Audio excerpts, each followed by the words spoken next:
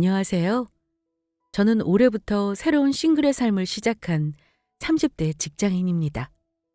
작년 겨울 남편과의 이혼 소송이 마무리되면서 홀가분한 몸이 되었고 저의 이혼 사연을 이렇게 여유를 가지고 보내봅니다. 뭐랄까, 저의 생각도 한번 정리해보고 세상의 많은 이혼 사연들 중에서 전남편 같은 놈은 어떤 축에 끼는지 구독자분들의 의견이 궁금하기도 하고요. 결혼 생활 2년 남짓이었고 전남편과 사이에 아이는 없어요. 연애 오래 해서 우여곡절 많았어도 남편 하나 믿고 결혼했는데 역시 결혼하고 시댁 문제가 엮이니까 사람이 달라지더라고요.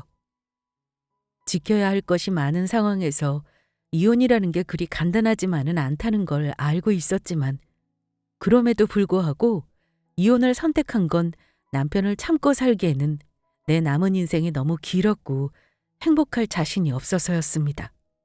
전 남편은 그야말로 이기적인 사람이었습니다. 결혼 생활 내내 자기 집만 챙기는 거 솔직히 저 참을 수 있었어요. 제가 결정적으로 이혼을 마음먹은 건 우리 친정엄마가 돌아가시는 과정에서 남편과 그 집 식구들이 보인 행동과 돌아가시고 난 후에 인간 같지도 않은 모습을 보고 나서였습니다. 원래 저의 성격은 남에게 화도 잘 낼 줄 모르고 모진 말도 할 줄 모르는 사람입니다. 결혼 생활 하는 동안 저는 남편 쪽에 많이 맞추고 살았다고 생각합니다. 그런 저지만 이혼 마음 먹고 나니 정말 독하게 사람이 변하더라고요. 저를 이렇게 만든 것도 다 전 남편이겠죠. 남편과 결혼할 때 그 사람은 내세울 거 하나도 없는 사람이었습니다. 홀어머니에 장남 그리고 여동생까지 있었고 본인이 가장 아닌 가장 노릇을 하는 건 알고 있었어요. 그래서 우리 집에서 엄마가 결혼을 꽤나 말리셨습니다. 그런데 저 역시 아버지가 일찍 돌아가셨기 때문에 남자 쪽에서도 저를 결혼 상대자로 고민할 때 그 부분이 마음에 걸려할 수도 있다는 걸 엄마에게 얘기했어요.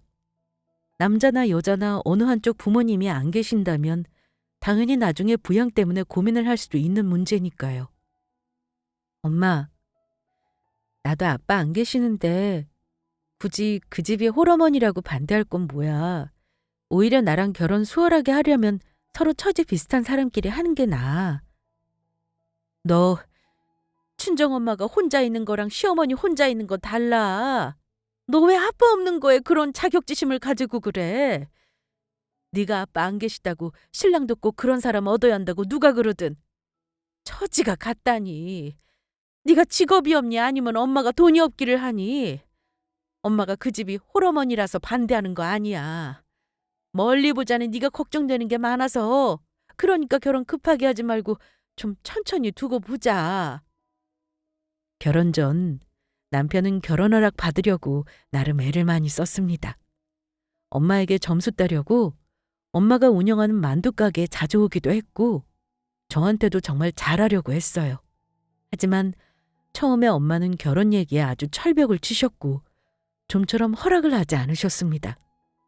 엄마는 계속 반대하면 제가 헤어질 거라 생각하셨겠지만 남편과 만나 3년이 넘게 사귀고 헤어지는 일이 쉬운 일은 아니니까요. 자식 이기는 부모 없다고 하죠? 결국 제가 30이 넘어가면서 엄마도 결혼을 허락하셨습니다. 그러면서 남편을 사위로 받아들이려고 엄마 스스로도 노력을 많이 하셨어요. 엄마 마음을 여는 게 어려워서 그랬지. 막상 저 결혼 허락하고 결혼할 때 엄마는 저 잘 살라고 시댁에 무시받지 말라고 남들 시집 갈 때 하는 거 다 기본적으로 챙겨주셨습니다. 신혼집은 시댁에서 아들에게 집을 해줄 만한 형편이 아니었고 거의 남편이 돈을 보탠다고는 했지만 사실 반반도 아니었고 엄마가 많이 도와주신 덕에 대출을 좀 끼긴 해도 처음부터 아예 집을 사서 신혼을 시작했어요. 그때는 은행 이자가 엄청 싸던 시절이었는데 엄마가 집을 무조건 사서 시작하라고 해주셨거든요.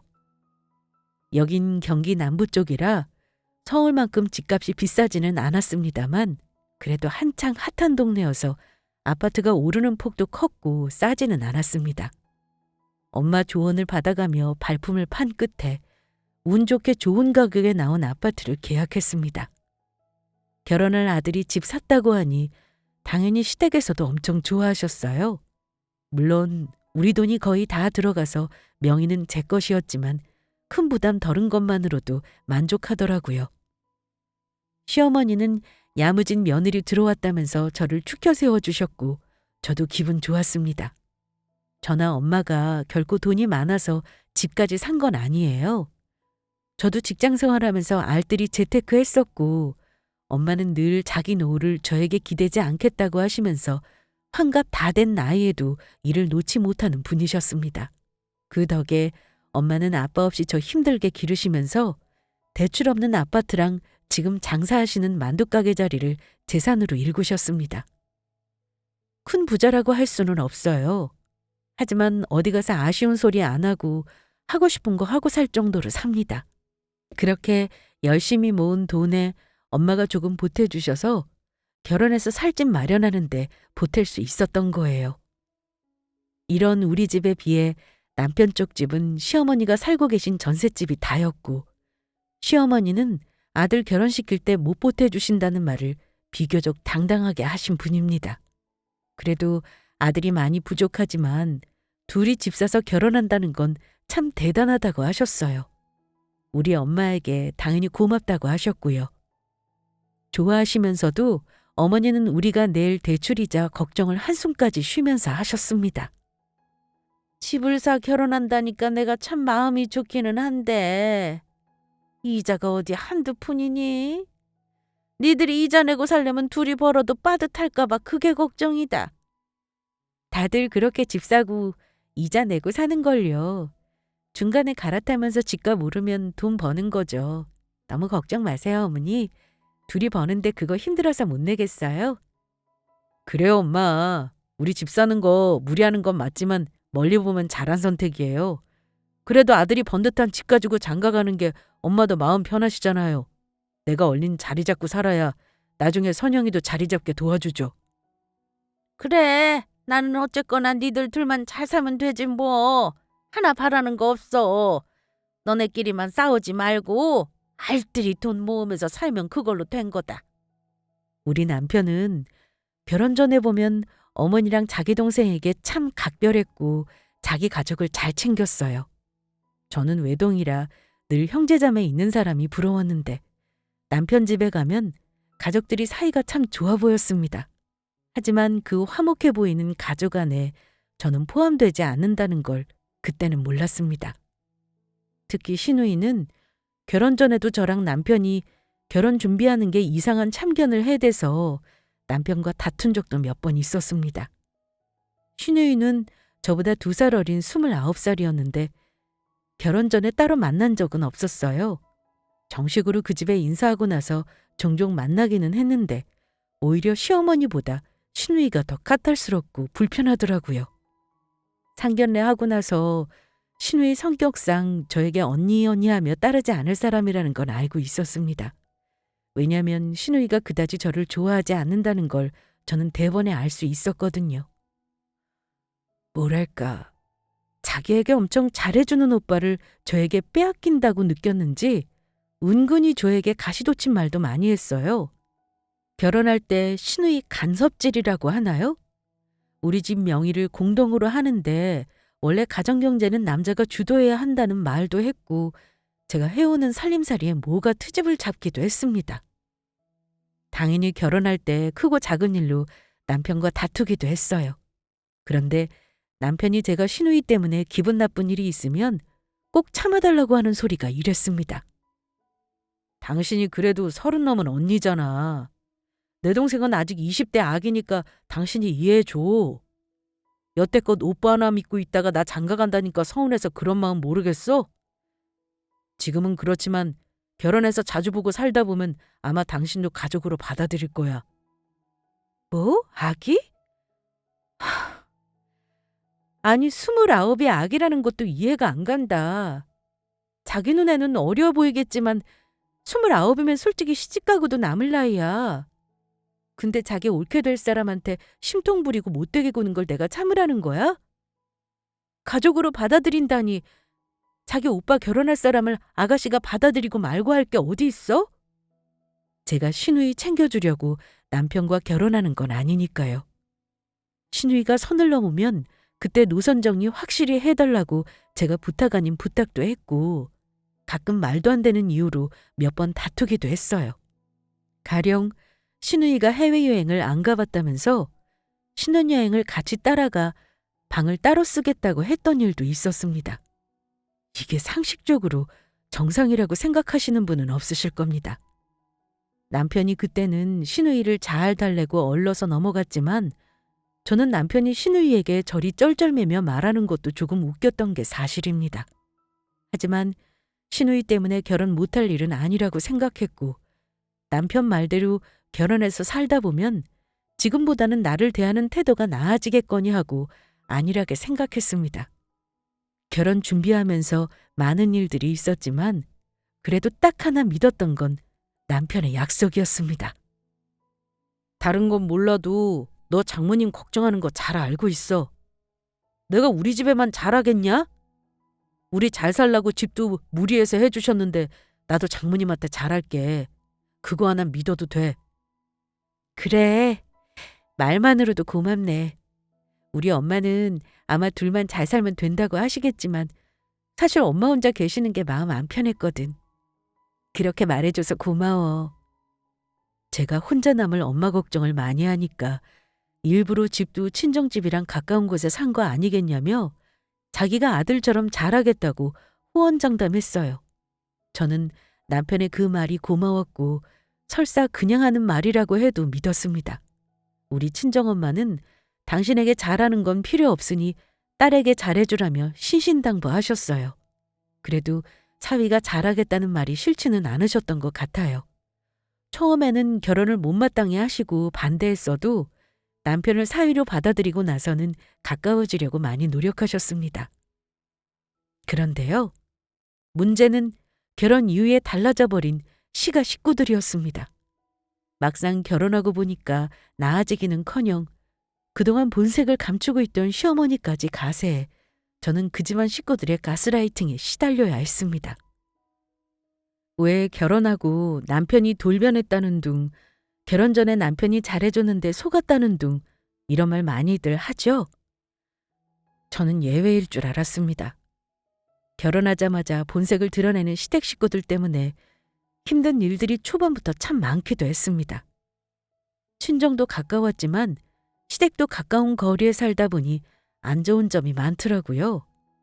시어머니는 결혼할 때 우리 둘만 잘 살면 된다고 당신 입으로 말하셔놓고는 막상 결혼하고 나니까 전혀 다른 태도를 보이셨습니다.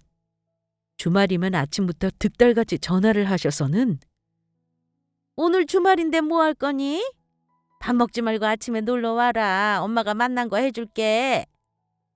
이러면서 우리 부부를 꼭 부르십니다. 처음에는 저도 잘하고 싶은 마음이 있었고 시어머니 말을 거역하기가 어려워 피곤을 무릅쓰고 시댁에 갔습니다. 남편은 자기 집 가자는데 싫을 이유가 없겠죠. 하지만 막상 시댁에 가보면 아무것도 없었습니다. 시누이는 저를 힐끗 보고는 턱으로 냉장고를 가리킵니다. 엄마가 냉장고에 재료 꺼내서 다듬어 놓으래요.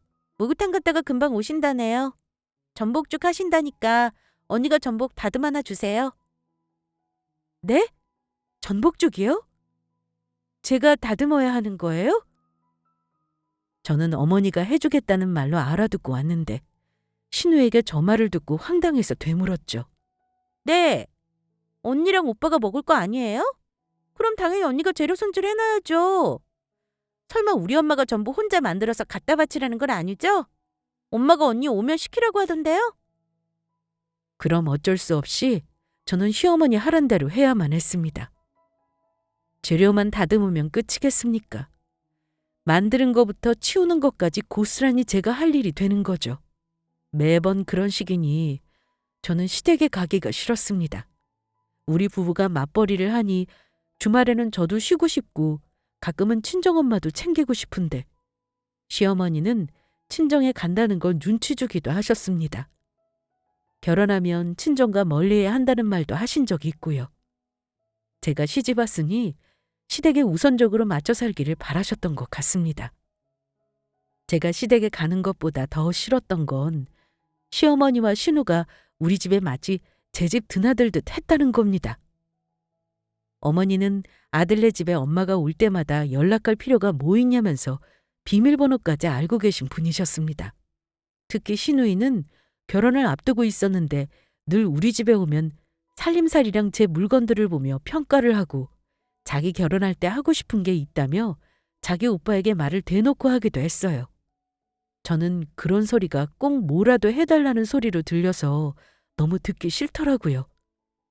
그러다가 처음 제 입에서 이혼이라는 말을 나오게 만들었던 일이 한 번 있었습니다. 결혼 준비하던 신우이가 자기 혼수를 얘기할 때였는데요. 오빠, 나 결혼할 때 혼수 말이야. 나도 냉장고랑 세탁기는 오빠가 산 브랜드로 하고 싶은데 얼마 정도 들었어? 나도 상견례하고 나서 혼수 견적 내볼 건데 오빠가 같이 가주면 안 될까? 그래, 같이 가줄게. 여보, 당신 시간 어때? 이런 건 여럿이서 같이 봐주는 게 좋지 않겠어? 그러지 뭐. 근데 아가씨 신혼집은 어찌 정하신 거예요? 집 사이즈를 미리 알아야 혼수를 봐도 보는 거죠.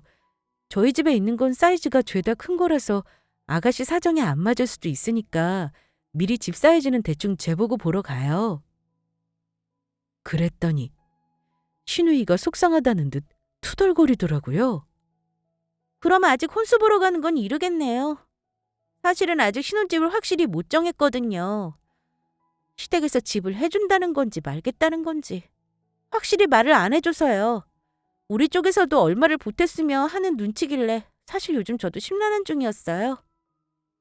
얘기를 들어보니까 신우이네 예비 시댁에서 집 문제로 골머리를 썩고 있다 하더라고요. 신우이도 모아놓은 돈이 많지 않은 데다 어머니가 보태주실 만한 능력이 되지 않았고 겨우 혼수나 예단만 할 수 있는 처지였거든요. 그런데 신우이 신랑 쪽에서 처음에는 집을 해주겠다고 했다가 그 집 큰형 사업이 기우는 바람에 큰돈을 보태줘야 해서 말을 바꿨다고 하는 겁니다. 결혼까지 미루니 뭐니 말이 나왔다고 하는데 신우이가 얘기하면서 속상해하긴 했습니다. 차라리 우리가 돈이라도 있어서 집 해간다고 했으면 나는 평생 그 집 시집가서 대접받고 살겠다 싶어. 오빠, 말 나온 김에 좀 물어보자. 나 결혼할 때 오빠는 얼마 정도 보태줄 수 있어? 남들은 결혼 준비할 때 다들 신나서 혼수 보고 살림장만 하던데. 나는 벌써부터 집 문제로 골치가 아프니까 괜히 우리 집 형편 어려운 거 혹시 시댁에서 무시할까봐 마음이 복잡해. 차라리 오빠가 돈을 좀 보태줄 수 있다고 하면 나도 집 얻는 돈을 보탠다고 하고 싶어. 저는 신우 말 들으면서 속으로 뜨악했습니다. 남편이 뭐라고 말하나 지켜봤는데 동생에게 큰돈을 보태주지 못하는 걸 너무 마음 아파하더라고요. 저는 솔직히 말해 형편도 안 되면서 큰돈 보태줄 생각한다는 것도 웃겼습니다. 나도 결혼한 지 이제 2년째라 모은 돈이 많이 없는데 어쩌냐. 몇 천만 원씩 보태줄 상황은 아니거든. 일단 형편에 맞게 결혼해야 하지 않겠어? 오빠가 많이 못 도와줘서 미안하다. 시모도 옆에서 땅이 꺼져라 한숨을 쉬는데 제가 신우 시집 가는데 돈 못 보탠다고 죄책감을 가질 일은 아니잖아요? 나중에 신우랑 시모 가고 나서 남편이 저에게 황당한 말을 하더라고요. 내 동생 결혼할 때 우리가 대출 내서라도 집값 보태라고 하는 건 어떨까? 저렇게 속상해하는데 명색이 오빠가 되어가지고 아무것도 안 해주자니 너무 마음에 걸려. 당신만 괜찮다고 하면 나 그렇게라도 해주고 싶은데 어때? 저는 남편 말에 버럭 화를 내버렸습니다. 신우 결혼하는데 저도 현금 몇백 보탤 생각은 당연히 하고 있었어요. 그런데 신우이가 시집갈 집안 문제는 본인이 해결할 문제죠. 우리가 나서서 대출까지 받아 집값 보태줘야 할 일은 아닌 거죠. 당신 대출의 대짜만 꺼내봐. 그날로 당신이랑 이혼이야. 동생 결혼한다고 빚을 낸다는 게 말이나 되는 소리야? 이게 무슨 이혼할 일이라고 이혼 얘기를 꺼내. 기분 나쁘게. 당신은 내 동생을 그다지 도와줄 생각이 없나 보네. 싫으면 싫은 거지 이혼까지 할 말이야? 누가 이런 일로 이혼하겠냐? 시사에서 나도 더 이상 얘기 안 해. 그런 일로 이혼 많이들 하는 게 현실이야. 당신이 뭘 모르는 거지. 대출 내서 아가씨 신혼집 보태라고 하면 그 대출금은 당신 혼자 갚던가. 뭐 나까지 끌어들여? 그야 부부는 일심동체니까 당연하지. 그럼 둘이 벌면서 나 혼자 갚아? 당신은 내 동생 도와주는 게 그렇게 싫으냐? 도와주는 것도 분수에 맞게, 형편에 맞게 도와주라는 거야. 동생 결혼한다고 빚까지 내는 오빠가 세상 천지에 있는 줄 알아? 정말 당신 동생 사랑 진짜 끔찍하다. 난 형제자매가 없어서 그런지 더 이해가 안 가네.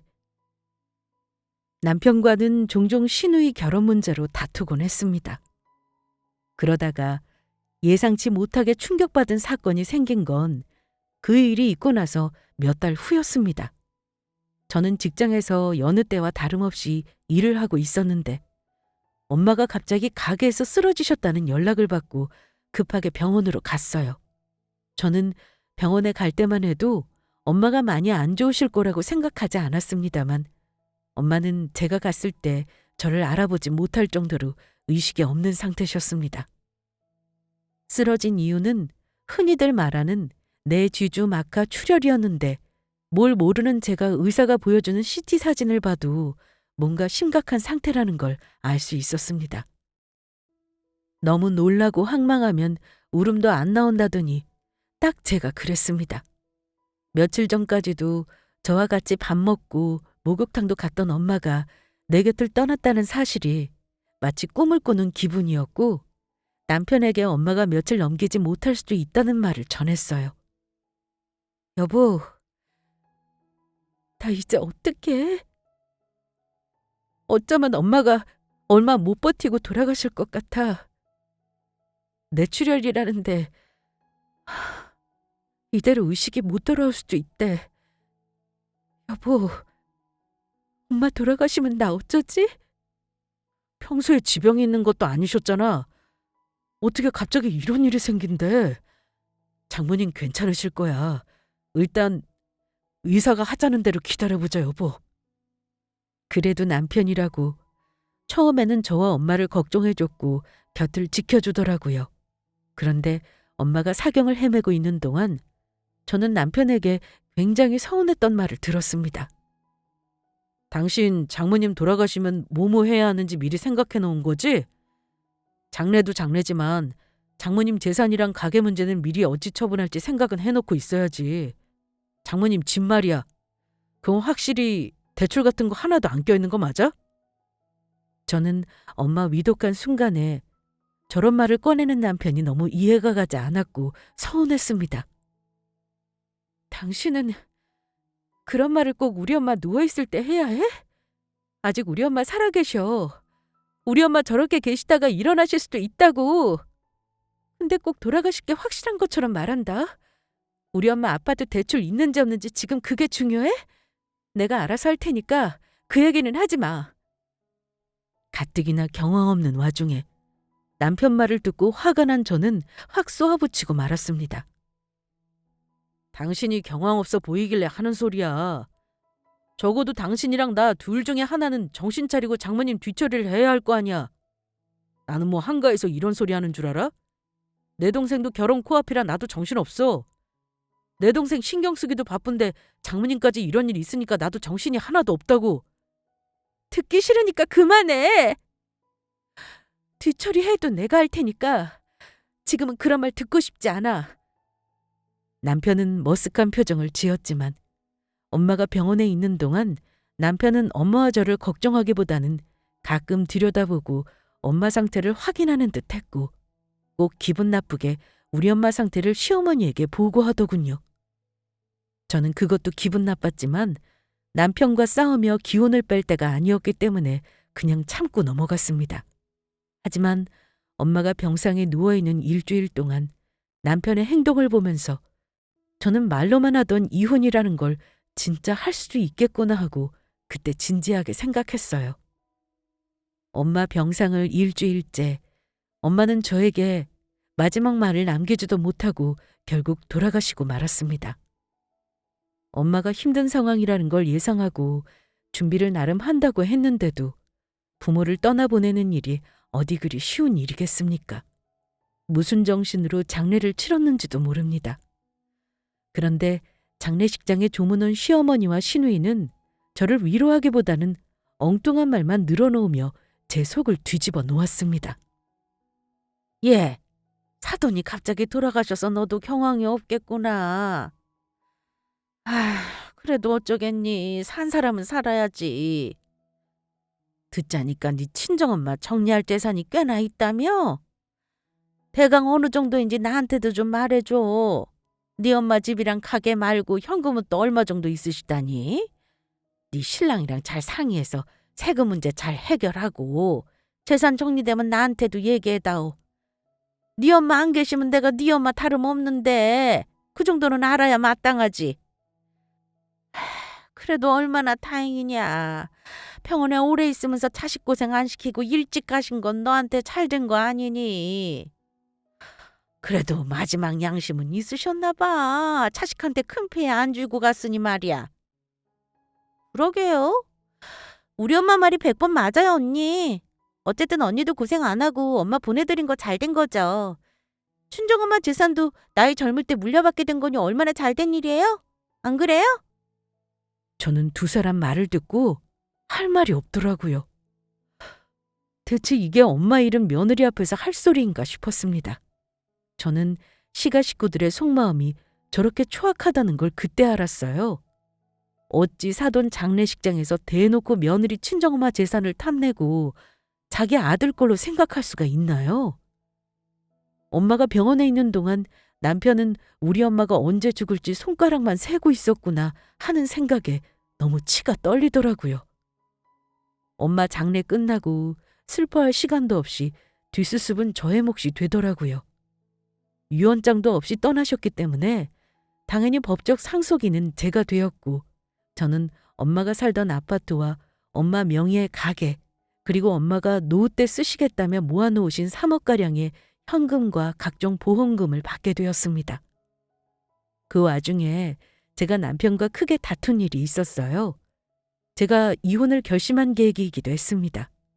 저는 남편이 노골적으로 우리 엄마 재산이랑 집을 궁금해할 때 얄미웠지만 사실대로는 말해줬습니다. 그런데 그날 개 같은 소리를 하더라고요.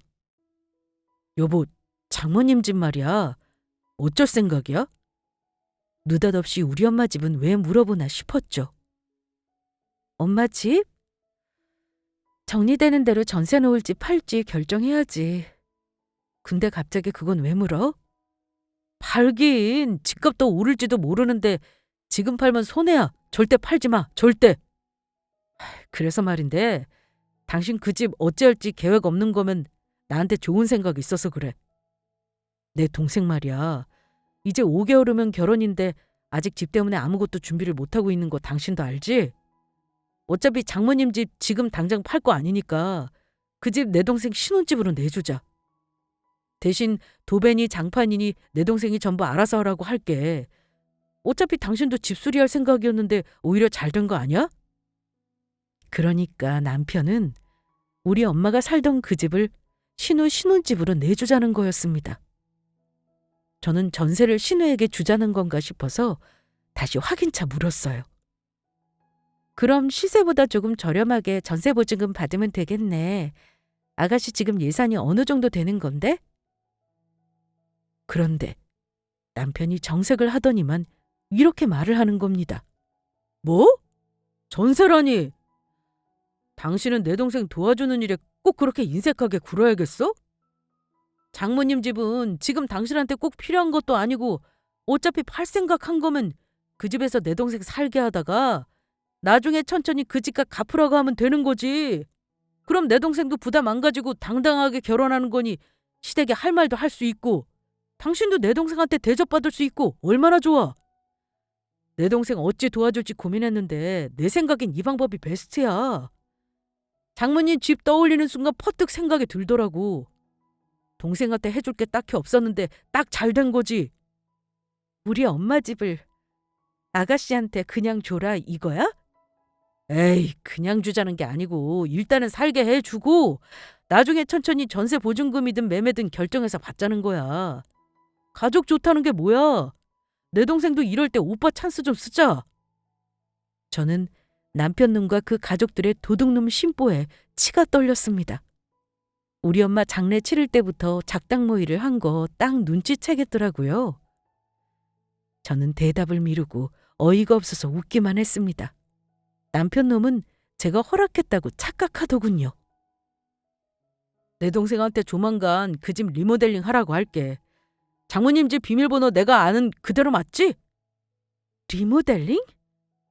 당신 우리 엄마 집에 동생 살게 하겠다는 생각은 대체 언제부터 한 거야? 그거 하나만 묻자. 언제부터 하긴 그냥 장모님 쓰러지시자마자 딱 생각이 들었지. 이건 장모님이 우리 도와주시는 거다 하고 말이야. 당신은 우리 엄마 돌아가신 게 당신을 도왔다고 생각하는구나. 어이가 없다. 그러자 뜨끔했는지 금세 아니라고 말을 바꾸긴 했습니다만 저는 그 인간 속내가 뭔지 다 알겠더군요. 그 인간 말을 들으니 내가 엄마 집을 소나기에 쥐고 있으면서 싫다고 하면 계속 괴롭히겠다는 확신이 들더라고요. 아마 집이든 뭐든 제 걸 빼앗으려고 할 테고 남편놈은 자기 동생은 물론 엄마까지 챙기려고 할 게 확실했습니다. 그때 이 인간과 헤어져야겠다고 완전히 마음을 먹었어요. 저는 그날 뜬 눈으로 밤을 새우며 이혼할 방법을 궁리했습니다. 그리고 날이 밝자마자 바로 부동산에 엄마 집부터 내놓았어요. 시세보다 2천 정도 싸게 내놓았지만 금매를 내놓아야 빨리 팔릴 것 같아서요. 그리고 결혼할 때 장만한 남편과 같이 사는 이 집도 전세를 주기 위해 내놓았습니다. 그리고 변호사 상담을 받고 충분히 이혼 소송이 가능하다는 조언을 들었어요. 그래도 소송하려면 제가 그 집 식구들에게 부당한 대우를 받았다는 증거가 필요하다길래 시간을 좀 벌기로 했습니다. 남편은 저에게 확답을 듣지 못했다고 생각했는지 거의 매일 저에게 엄마 집을 동생에게 내놓으라며 괴롭혔습니다. 저는 그런 남편의 행동을 전부 녹음했죠. 그런데 이혼 소송을 준비하는 도중 마침 금매로 내놓은 집이 2달도 안 되어 팔렸습니다. 그때는 한창 부동산 거래가 활발하던 때라 시세보다 조금 싸니 금방 팔리더군요. 그리고 입주도 빨리 한다고 하니 마침 잘 됐다 싶었죠. 한 달 후 잔금 날짜까지 정하고 돌아왔어요. 엄마 돌아가신 지 몇 달 만에 저는 엄마 집도 팔고 이혼 소송도 준비하고 있었죠. 남편놈은 아무것도 모르고는 저한테 시누이가 결혼 일정이 급하니 다음 달에 당장 리모델링을 하겠다고 했다는 겁니다. 저는 마음대로 하라고 했어요. 어디 한번 니들 하고 싶은 대로 해봐라 하는 마음이었습니다. 이혼 소장도 마무리한 시점이었고 당장 법원에 접수하면 남편과 이혼도 시간 문제였어요. 짧은 결혼 기간이라 재산을 나누고 말고 할 것도 없었습니다. 시누이가 얼마 후 저에게 전화를 했더라고요. 언니, 저 결혼이 얼마 안 남아서 리모델링이 제일 급해요. 어차피 내가 언니한테 돈을 주고 사긴 살 거니까 일단 고맙다는 말은 나중에 하기로 하고요. 저 리모델링 견적 좀 보려고 하는데 미리 가서 봐도 되는 거죠? 저도 그 집 정리를 좀 해야 해서요. 제가 날짜 보내줄 테니 가급적 그 날짜에 와서 보세요, 아가씨. 저는 신우에게 엄마 집 매매한 다음 주인과의 잔금 날짜를 얘기했습니다. 저는 남은 날짜 동안 남편과 헤어질 준비를 거의 마쳤어요. 엄마 집 정리도 전부 끝냈습니다. 다행히 남편과 사는 집도 전세 들어오려는 사람이 있어서 이사 날짜만 정해놓았고 저도 이사갈 집까지 전부 알아놓은 상황이었습니다. 신우에게 엄마 집에 오라고 한 날 오전에 부동산에서 잔금 절차를 모두 마치고 마지막으로 엄마 집을 한번 보고 싶다며 바뀐 집주인에게 양해를 구했습니다. 집주인도 흔쾌히 허락했고 같이 가자고 하길래 저는 신우이가 오기 전에 미리 가 있었어요. 잠시 후 약속한 시간이 되기도 전에 신우이가 도착했다고 연락이 오더라고요. 저는 문을 열고 신우이를 안으로 들였습니다. 어머, 언니! 제가 비번을 알고 있었는데 오늘 바꾸고 갈까 봐요. 인테리어 사장님도 바로 도착한대요. 근데 언니, 여기 이분은 누구세요? 다른 업체 사장님이신가? 신우이는 제가 집을 판 사람이 업체 사장인 줄 착각하더군요. 저와 같이 있던 집주인이 의아한 표정으로 신우이에게 물었습니다. 리모델링이요? 어머, 저는 리모델링 알아본 적도 없는데 대체 누구시길래 이 집에서 리모델링 업체를 만나기로 했다는 거예요? 저는 웃으면서 집주인에게 얘기했어요. 아, 별거 아니에요. 이쪽은 제 시누이인데요. 제가 엄마 유산으로 받은 이 집에서 신혼살림을 차리겠다고 헛꿈을 꾸길래 제가 좀 급하게 집을 판 거거든요. 제가 왜 금매로 집을 내놨겠어요? 눈 뜨고 코 베이게 생겼는데 내 자신 참기라면 조금 손해보더라도 팔아버리는 게 나은 거 아니겠어요? 아직 얘기를 못 듣고 와서 엉뚱한 소리를 하네요. 집주인은 제 말을 듣고는 자기는 먼저 가볼 테니 문만 닫고 나가달라고 하더군요. 신우이는 대체 이게 무슨 상황이냐는 듯 놀란 표정이길래 제가 확실히 말해줬습니다. 아가씨, 아마 오늘이 아가씨로 부르는 마지막 날이 되겠네요. 나 이 집 팔았어요. 엄마한테 받은 내 집 내가 팔면서 아가씨한테 미안하다고 할 필요는 없을 것 같네요. 뭐라고요? 언니, 이런 법이 어딨어요? 오빠가 분명 이 집 내가 살아도 된다고 했다고요. 누가 공짜로 달래요? 집값 준다잖아요. 내가 도둑놈도 아니고 왜 허락 같은 말해놓고 이렇게 말을 바꿔요? 집을 팔다뇨. 언니 미쳤어요? 나는 어쩌라고요? 난 몰라요. 당장 물러요. 이 집 아니면 나는 어쩌냐고요. 이미 우리 시댁 얘기까지 다 해놓았단 말이에요. 그건 아가씨 사정이죠. 내가 한마디만 할게요. 대체 아가씨나 아가씨 오빠나 그 도둑놈 신보는 대체 뭐래요? 우리 엄마가 나한테 준 집이 뭐 오빠 거라도 되는 줄 아냐고요. 장례식장에서부터 우리 엄마 잘 죽었다는 소리 할 때 다 뒤집어 엎으려고 했다는 것만 알아둬요. 정신 차리세요. 아무리 가족이라지만 그런 식으로 얼토당토 않는 걸 바라면 되겠어요? 신우이는 저에게 말도 이기지 못하자 엉엉 울면서 자기 오빠에게 전화를 걸었습니다. 오빠, 대체 이게 무슨 일이래? 나 지금 새언니 엄마네 집에 견적 내러 왔는데 이게 뭐야? 언니가 집 팔았다잖아. 오빠가 아무 일 없을 거라며. 이게 뭐야? 오빠, 빨리 와. 오빠, 당장 언니한테 이 집 판 거 물으라고 하라고. 저는 어이가 없어서 신우이의 행태를 지켜보고 있었어요. 집에서 가까운 거리이니 20분도 안 돼요. 남편놈이 득달같이 왔더라고요. 제가 있는 거 보고 남편이 버럭 화를 내는 겁니다. 여보, 내 동생 무슨 말 하는 거야? 이 집을 팔았다니 뭔 엉뚱한 소리냐고. 당신 이 집을 몇 달 만에 팔았다는 게 말이 되는 소리야? 내 동생 들어와 사는 게 싫어서 거짓말하는 거 아니냐고. 사람 참. 어차피 하는 거 좀 좋은 마음으로 하면 안 되냐? 좋은 마음? 당신 네 식구는 좋은 마음으로 우리 엄마 장례식에서 잘 죽었나 하는 소리나 하고 앉아 있었니? 자, 이거나 보고 말해. 나는 더 이상 당신하고 할 말이 없어. 저는 남편놈에게 집 매매 계약서와 이혼소장을 같이 던졌습니다. 발치에 떨어진 서류를 집어든 남편은 손까지 부들거리며 서류를 확인하더라고요. 이혼? 누구 맘대로 이혼이야? 내가 당신한테 무슨 잘못을 했다고 이혼? 절대 못해. 안 해. 너 부부가 2년 넘게 살면 재산도 같이 권리는 거 모르냐? 당신 마음대로 이 집 한 거 엄연히 나한테는 배신이야. 나한테도 절반 권리 있는 거라고. 누구 맘대로 집을 팔아? 언니, 우리 오빠 말이 맞아요. 언니 미쳤어요? 부부면 재산도 공동으로 권리가 있는 거죠. 언니 마음대로 한 짓이니까 당장 매매 계약 물러요. 두 사람의 무식한 주장에 저는 할 말을 잃었습니다. 그래, 아주 잘 아는 것 같으니까 어디 법대로 해봐. 권리 좋아하네.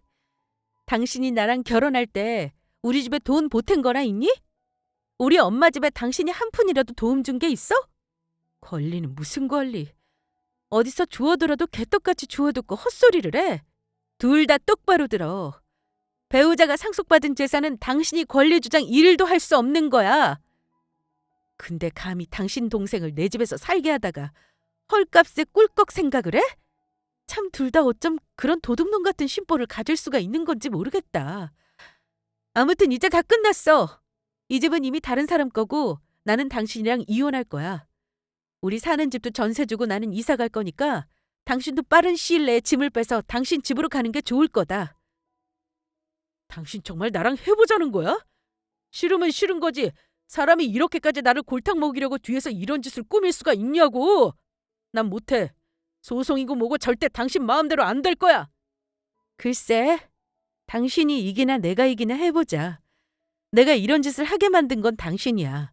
우리 엄마 돌아가시기 전부터 우리 엄마 재산 가지고 계산하고 뒤에서 작당 모의한 게 누구더라? 양심에 손을 얹고 생각해. 당장 둘 다 꺼져. 저는 두 사람을 두고 이미 팔아버린 엄마 집을 나왔습니다. 그날 이후 난리가 난 건 다들 짐작하시는 대로입니다.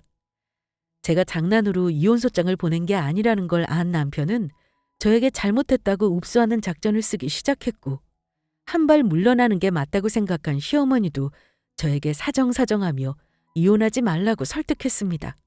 단 한 사람 시누이만은 저에게 끝까지 그 집 판 거 물으라며 악을 쓰더라고요.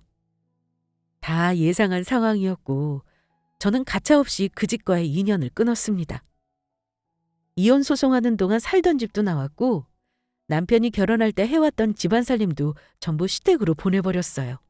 전부 거의 새 것이나 다름없으니까 시누이 혼수로 쓰던지 마음대로 하라고 했죠.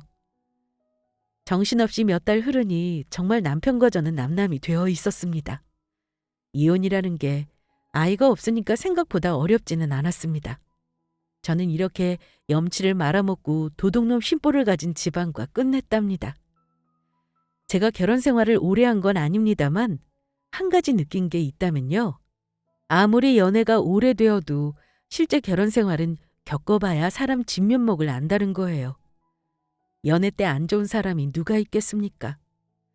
어쨌든 제 재산을 노리는 인간들과 끝내고 나니까 지금은 마음이 편합니다. 아마 저는 앞으로도 결혼은 못하겠다 싶어요. 이렇게 사람에게 질려버리니 뭔가 두려운 마음이 듭니다. 그래도 그 집안과 빨리 접어버린 건 정말 잘한 일이다 싶어요. 아이도 없으니 더 다행이죠. 돌아가신 엄마가 저 이혼한 거 아시면 많이 속상해 하실까요? 저는 엄마가 오히려 잘 결정했다고 저를 격려해 주셨을 거라고 믿고 싶어요. 구독자분들도 그렇게 생각하실 거라 믿습니다. 저의 이혼 사연은 여기까지 할게요. 아직은 모든 게 힘든 일 투성이지만 잘 헤쳐나가 보겠습니다. 감사합니다.